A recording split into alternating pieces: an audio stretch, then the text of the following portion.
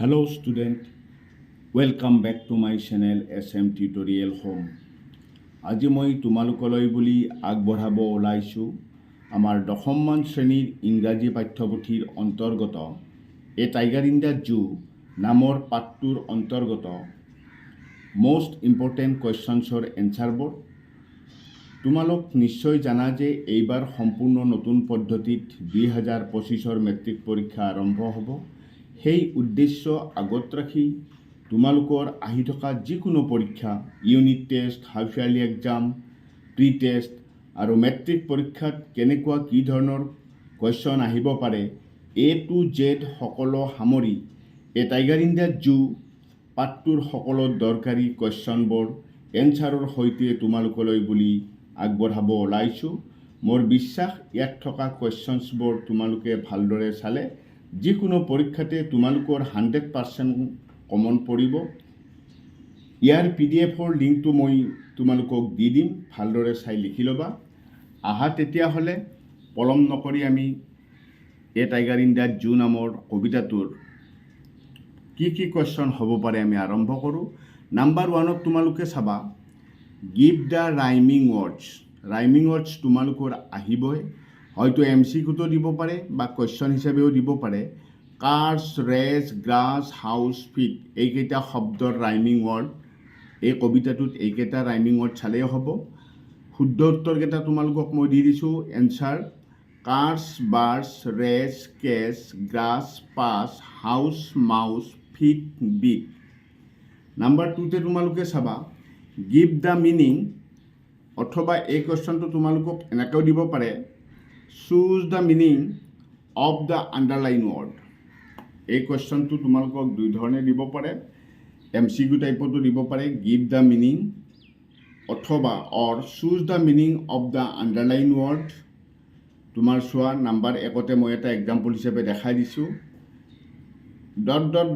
And stares with his brilliant eyes. ইয়াত brilliant underline কৰা brilliant শব্দটোৰ মিনিং অপশ্যন থাকিব A very dull, B very bright, C angry. শুদ্ধ উত্তৰ হৈছে ভেৰি ব্ৰাইট, অপশ্যন B। ঠিক তেনেদৰে তোমালোকে এই পাঠটোৰ পৰা এই কবিতাটোৰ পৰা কি মিনিং চাব লাগে সেই মিনিংকেইটা অলৰেডি তোমালোকৰ মই ইয়াত দি দিছোঁ। এই মিনিংকেইটা ডাইৰেক্ট মই এনচাৰখিনি দি দিছোঁ, তোমালোকে ভালদৰে চাই ল'বা। Vivid, glaring, race, quiet, its, sneering, fence, lurking এইকেইটা মিনিং তোমালোকে চালেই হৈ যাব। তাৰপিছত নেক্সট তোমাৰ 3 নম্বৰৰ পৰা আহিছে MCQ এইকেইটা তোমালোকে চাই ল'বা। The captured tiger is talking in, শুদ্ধ উত্তৰ অপশ্যন A। কুৱেশ্যন নম্বৰ 4টো চোৱা what sound does the tiger hear at night. ৰাতি বাঘে কিহৰ শব্দ শুনে, কি শব্দ শুনে, শুদ্ধ উত্তৰ অপশ্যন B পেট্ৰলিং কাৰ্ছ। ঠিক আছে, ঠিক তেনেদৰে কুৱেশ্যন নম্বৰ 5টো MCQ, শুদ্ধ উত্তৰ অপশ্যন A। কুৱেশ্যন নম্বৰ 6টো তোমালোকে চোৱা, এইটো কুৱেশ্যন নম্বৰটো 5 দিয়া গৈছে, 6 হ'ব, শুদ্ধ উত্তৰ অপশ্যন C প্লাম ডিয়েৰ। আৰু next name the point of the poem a tiger in the জু।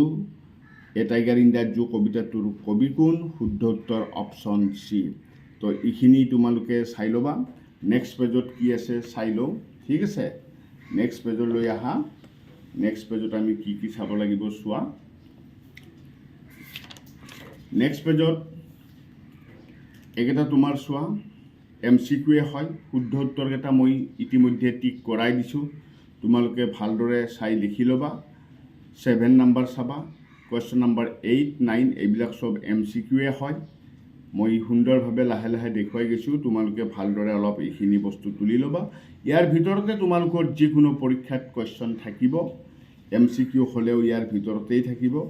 তো ইয়াত আছে বহুত দৰকাৰী কুৱেশ্যন, ইতিমধ্যে মেট্ৰিকত আহি যোৱা কুৱেশ্যনছবোৰ, ইতিমধ্যে প্ৰি টেষ্টত আহি যোৱা কুৱেশ্যনবিলাকৰ পৰা চিলেক্ট কৰি মই তোমালোকক দি দিছোঁ।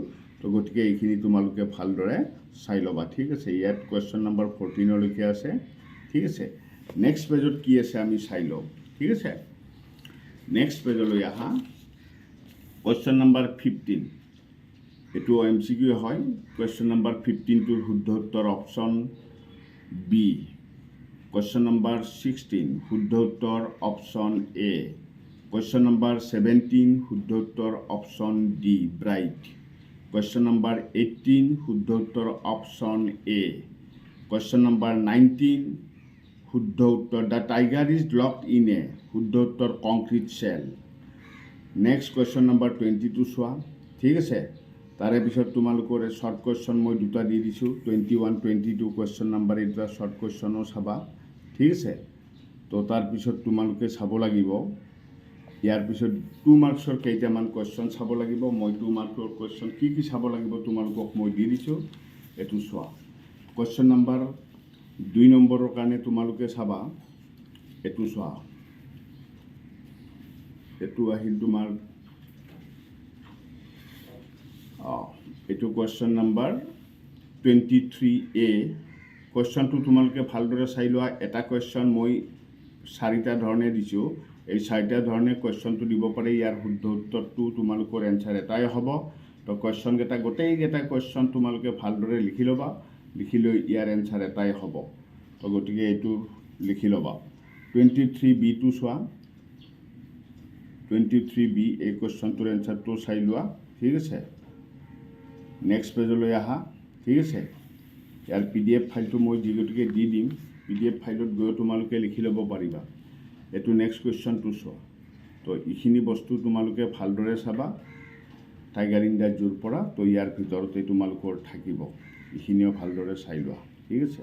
ইয়াৰ যেকেইটা কুৱেশ্যন আছে ভালদৰে চাই ল'বা।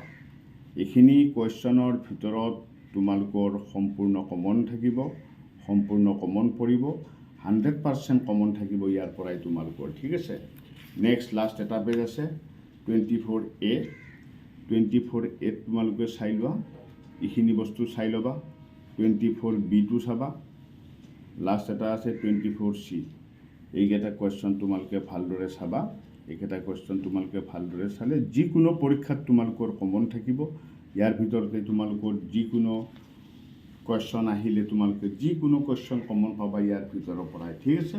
তো আজিলৈ আৰু বিশেষ নাই, আজিলৈ ইমানতে সামৰণি মাৰিলোঁ। ধন্যবাদ।